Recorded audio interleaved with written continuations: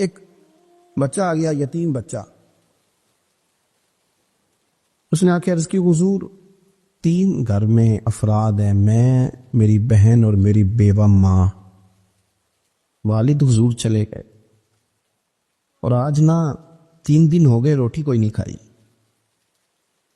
میں اس منظر کو بھی جانتا ہوں کہ جب یتیم گھر میں اکٹھے بیٹھے ہوتے ہیں اور پتہ ہوتا ہے ان کو کہ ہماری اماں کے پاس آج پیسے کوئی نہیں اور گھر میں روٹی بھی کوئی نہیں، تو پھر ان کو بھوک ہی نہیں لگتی.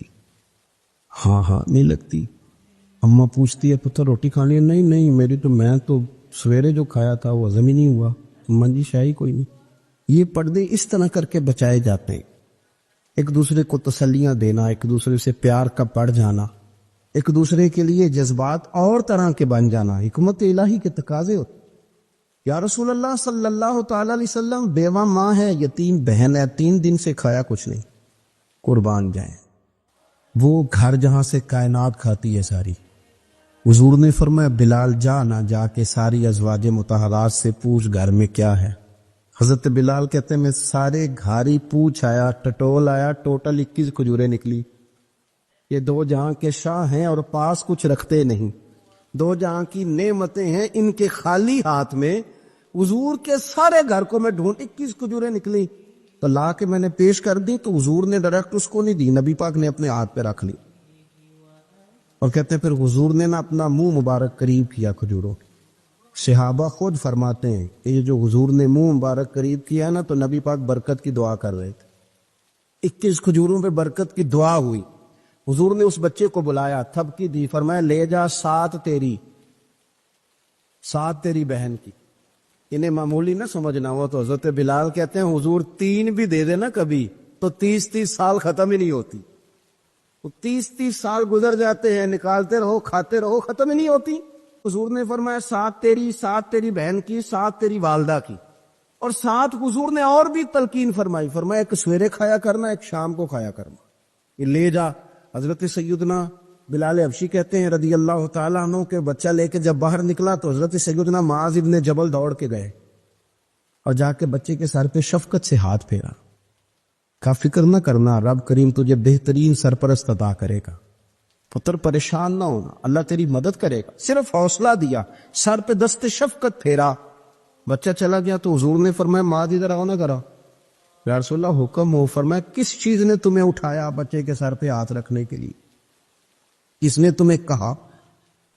کس چیز نے تمہیں اٹھایا جو تم بچے تک پہنچ گئے؟ عرض کی یا رسول اللہ وہ جو میرے دل میں اللہ نے یتیم کے لیے رحمت رکھی ہے نا، اس نے مجھے اٹھایا تھا، اور میں نے جا کے اس کے سر پہ دست شفقت پھیرا. تو حضور فرمانے لگے سن پھر، جو کسی یتیم کے سر پہ خالی ہاتھ بھی پھیر دے، جتنے بال اس کے ہاتھ کے نیچے آئیں گے نا، رب اتنی خطائیں معاف کرے گا، اتنی نیکیاں دے گا، اتنے درجے اس کے بلند کر دے گا.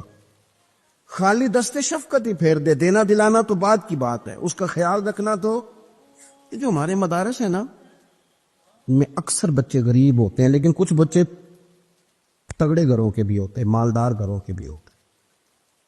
اس میں اگر کوئی ایسا بچہ آ بھی جاتا ہے نا جو یتیم ہے، کمزور ہے، تو وہ اپنے آپ کو محسوس نہیں کرتا کمزور، کیونکہ وہ یہ نہیں سمجھتا کہ میں یتیم خانے میں آیا ہوں. اس کے ذہن میں مائنڈ سیٹ یہ ہوتا ہے کہ میں مدرسے میں آیا ہوں اور میں پڑھنے کے لیے آیا ہوں. اور چونکہ وہ کچھ وزادار بچے، مالدار بچوں کے ساتھ وقت گزارتا ہے، اسی دسترخوان پہ بیٹھ کے کھاتا ہے، اسی کلاس میں سب کے ساتھ بیٹھ کے پڑھتا ہے، تو اس کی عزت نفس مجروح ہونے کی بجائے طاقت پکڑتی. وہ برابری کی سطح پہ جب آتا ہے تو اسے محسوس ہوتا ہے کہ مجھے عزت دی جا رہی. اس لیے مدارس اسلامیہ میری نظر سب سے مضبوط جگہ ہیں جہاں مساکین کی، یتیموں کی، غریبوں کی صحیح معنوں میں کفالت بھی ہوتی ہے، تعلیم بھی ہوتی، عزت بھی ہوتی ہے، تربیت بھی ہوتی ہے. میرے رسول کریم علیہ السلام بڑے انہماک کے ساتھ، بڑے توجہ کے ساتھ. اچھا ایک کام اور ہوتا ہے ہمارے ہاں، وہ کیا ہے؟ اگر کوئی یتیم مال چھوڑ گیا نا اس کا باپ، تو پھر تو بارے نہیں آ رہے ہیں اس کے. پھر تو اللہ خیر کرے کہ بہت سارے مل جائیں گے کفالت کرنے والے، بہت سارے ملیں گے دھیان رکھنے والے، بڑے سارے ملیں گے توجہ دینے والے. قرآن مجید نے فرما دیا ہے کہ جو یتیم کا مال کھاتا ہے وہ سمجھ لے کہ میں مال نہیں کھا رہا، میں آگ کھا رہا ہوں، آگ کھا رہا ہوں، آگ. سورہ نساء دیکھیے ہمارے ہاں اگر تو وہ مال چھوڑ گیا ہے تو پھر تو بہت سارے رشتہ دار مستقل اس کے محلے میں مکان لینے کو تیار ہو جاتے ہیں، الا ماشاء، پھر تو بڑے سارے ایسے بھی رشتہ دار بن جاتے ہیں جن کو والد کی موجودگی میں کبھی زیارت کا موقع بھی نہیں ملا تھا۔ یہ مال جو یتیم کا ہے اس کی تو زیادہ حفاظت کرنی تھی۔ ہم کئی دفعہ مسئلہ بتاتے ہیں، لوگ فتویٰ بازی شروع کر دیتے۔ مجھے بلایا گیا کہ ایک صاحب کا انتقال ہو گیا تو ان کا ختم شریف ہے، تو بچے ان کے نابالغ ہیں، تو میں نے کہا کہ آپ اس طرح کریں، ان کے مال میں سے زیادہ پیسے نہ صرف کریں۔ نہیں جی نہیں، بڑے پیسے کمائے ہیں جی، اس نے ساری زندگی باہر نکالی، یا تو لاکھوں کروڑوں کمائے ہیں، تو چھوٹا گوشت پکائیں گے، بکرے کا گوشت پکائیں گے اور ہم ان کا ختم شریف دلائیں گے۔ تو میں نے کہا صاحب آپ رشتہ دار ہیں، ان کے بچوں کے مال کی حفاظت کریں۔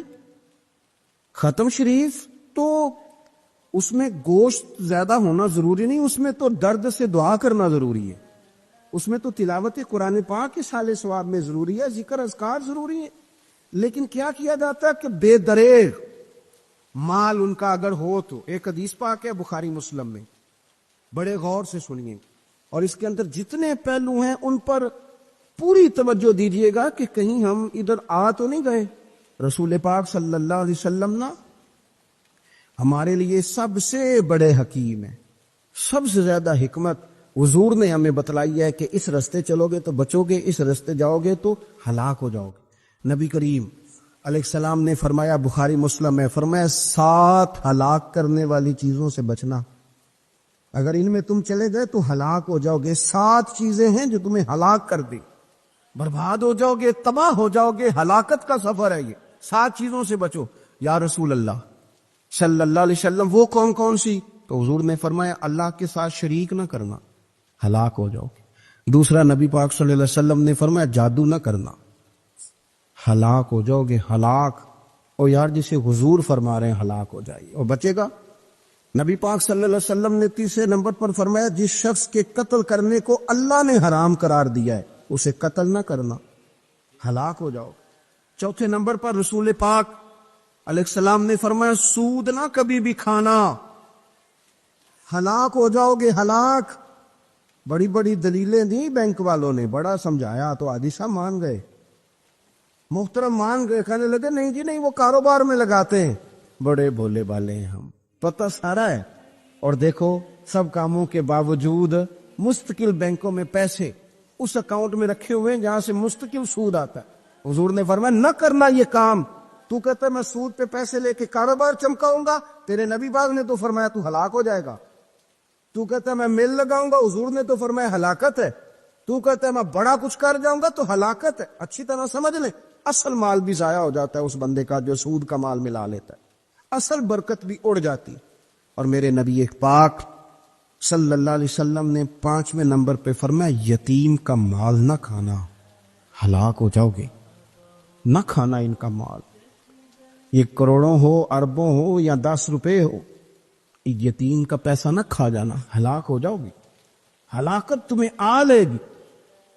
اور پھر 6 نمبر پر نبی پاک علیہ السلام نے فرمایا کفر سے جہاد ہو رہا ہو تو کبھی پیٹ پھیر کے بھاگنا نہ، ہلاک ہو جاؤ گے۔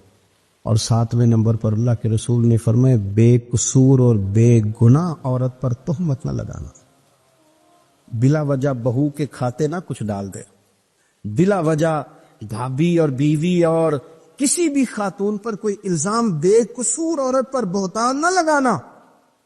مار مار کے ایک شخص نے بحال کر دیا بیوی کو، اور بعد میں پتا چلا کہ جی مجھے شاکہ تویز کراتی ہے۔ کیا آپ کی سوچ ہے؟ مسلمان اللہ کو ماننے والا اور اس باتوں پر الزام لگائے گا تویز کرا کے لاتی؟ بے قصور عورت پر بہتان، یہ ایک تو بات ہے اسے مارنا، اور ایک یہ ہے کہ کوئی تکلیف دینا، اور ایک خالی اتنی بات کی کہ بہتان بھی نہ لگانا، اس پر الزام نہ لگانا، یعنی تم نے صرف بے قصور عورت پر الزام ہی لگایا تو حضور فرماتے ہیں ہلاک ہو جاؤ۔ یہ ہلاکت والا کام ہے، لیکن ہم بغیر سوچے سمجھے کہہ دیتے ہیں اس نے کہا ہے، اس نے کیا ہے، یہ کرتی ہے، یہ کام نہیں کرے۔ یہ 7 وہ چیزیں ہیں جو ہلاک کر دیں گی۔ نبی پاک صلی اللہ تعالی علیہ وآلہ وسلم فرماتے ہیں میں نا جنت کا دروازہ کھولوں گا تو ایک عورت کو نا میں سبقت لے جاتے ہوئے دیکھوں گا، یعنی وہ جلدی سے جنت میں داخل ہو رہی۔ یا بعض شارحین کہتے ہیں کہ حضور داخل ہوتے ہی سب سے پہلے اس کا چہرہ دیکھیں گے، حضور فرمائیں گے تو پہلے ہی آ گئی، بی بی جنت میں، حضور نے دروازہ کھولا تو جلدی سے نظر آئی، تو پہلے آ گئی۔ سب نے لکھا ہے کہ اس عورت کی شان یہ ہے کہ سب سے پہلے جنت میں گئی۔ میں نے حدیث پڑھی تو میں نے نیچے حاشیے میں لکھا، میں نے کہا میرا خیال یہ ہے کہ اس کی زیادہ شان یہ ہے کہ جنت میں اس کی سب سے پہلی ملاقات مدینے والے محبوب سے ہو گئی۔ یہ دیکھو کتنی بڑی شان۔ حضور فرمانے لگے تو کیسے پہلی آ گئی، کون ہے تو؟ وہ کہنے لگی حضور میں بیوہ ہوں، میرے بچے یتیم تھے، میں نے ان کی خاطر نہ بیٹھی رہی، میں نے نکاح نہیں کیا، میں نے ان یتیموں کی پرورش کی، بیوہ بن کے زندگی گزار دی، ان یتیموں کے لیے بیٹھی رہی۔ اس کو جائز ہے، یہ کر سکتی تھی، لیکن اس نے سوچا کہ میں ان کی نگہبانی یتیموں کے لیے بیٹھی رہی۔ آج شان یہ ہے کہ مدینے والے کے لیے جب دروازہ کھلا ہے تو اس بی بی کو بھی رب کریم نے فوراً ہی جنت عطا فرما دی۔ یہ سب سے پہلے گئی۔ میں نے دیکھی ہیں ایسی عورتیں 23 سال میں بیوہ ہوئی پر عمر بچوں کے نام کر دی۔ اسے پتا تھا کہ کل کو جب یہ بڑے ہوں گے تو یہ اپنے کمرے کا دروازہ بند کر لیں گے، یہ نہیں پوچھیں گے کہ اماں سوئی ہے کہ جاگ رہی ہے، ان کا آنا جانا الگ سے ہو جائے گا، ان کے تعلقات اپنے ہو جائیں گے، پر یہ بیٹھی رہی، یہ بیٹھی رہی۔ اس نے بچوں کو وقت دیا تو بچے تو کیا اس کو صلہ دیتے تھے، رب نے یہ صلہ دیا ہے کہ سب سے پہلے اسے جنت میں داخلہ عطا فرمایا۔ ابو داؤد شریف میں مسند امام احمد بن حنبل میں حدیث ہے، نبی پاک صلی اللہ علیہ وسلم کے چچا زاد تھے حضرت جعفر طیار، مولا علی شیر خدا کے بھائی تھے، جنگ موتا میں شہید ہو گئے۔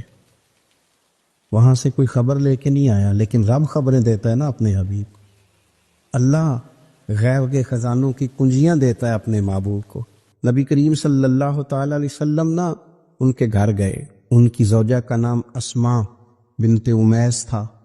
حضور نے فرمایا اسماء میرے بھتیجوں کو میرے پاس لاؤ، محمد بن جعفر اور عبداللہ بن جعفر رضی اللہ تعالیٰ عنہ۔ بچے قریب آئے، حضور کو پتہ ان کے والد شہید ہو گئے۔ نبی پاک نے اپنی ناک مبارک ان کے رخساروں پہ رکھے، پھر حضور نے ان کا ماتھا چوما، پھر نبی پاک صلی اللہ علیہ وسلم نے سینے سے لگایا، فرمایا حجام کو بلاؤ نا ذرا، ان کے بال تراشے، کتنی بڑے ہو گئے، حجامت ہونے والی۔ حضور پیار کر رہے تھے، آنکھوں میں آنسو تھے، تو جناب اسماء قریب آئیں، کہنے لگے حضور میرے شوہر کی کوئی خبر آ گئی ہے؟ تو نبی پاک صلی اللہ تعالی علیہ وسلم نے گردن مبارک اٹھائی تو آنکھوں میں آنسو تھے، فرمایا رب نے میرے بھائی کو شہادت کا درجہ عطا کیا ہے، فرمایا کوئی آہ و بقا نہ کرنا میرے بھائی پر، اللہ نے اسے شہادت کا درجہ دیا ہے۔ حضرت جعفر طیار کے گھر والوں کے لیے حضور نے صحابہ کو حکم دیا کہ یہ غم میں ہیں، ان کے لیے کھانے پکا کے لاؤ۔ پھر نبی پاک ان بچوں سے پیار کرنے لگے، فرمانے لگے یہ جو ہے نا محمد بن جعفر یہ اپنے دادا جناب ابو طالب سے ملتا جلتا ہے، اور یہ جو عبداللہ بن جعفر ہے یہ تو سارا میرے ساتھ ملتا جلتا ہے۔ نبی پاک صلی اللہ علیہ وسلم پیار کرتے، باتیں کرتے، حضرت اسماء رونے لگی۔ یہ ابو داؤد شریف میں مسند امام احمد بن حنبل میں چمکتے جملے۔ عرض کرنے لگی حضور میرے بچوں کا کیا بنے گا، کون کفالت کرے گا؟ قربان جائیں رسول پاک صلی اللہ علیہ وسلم کے کیا جملے، یتیموں کے لیے حضور کا نوازنے کا کیا انداز ہے۔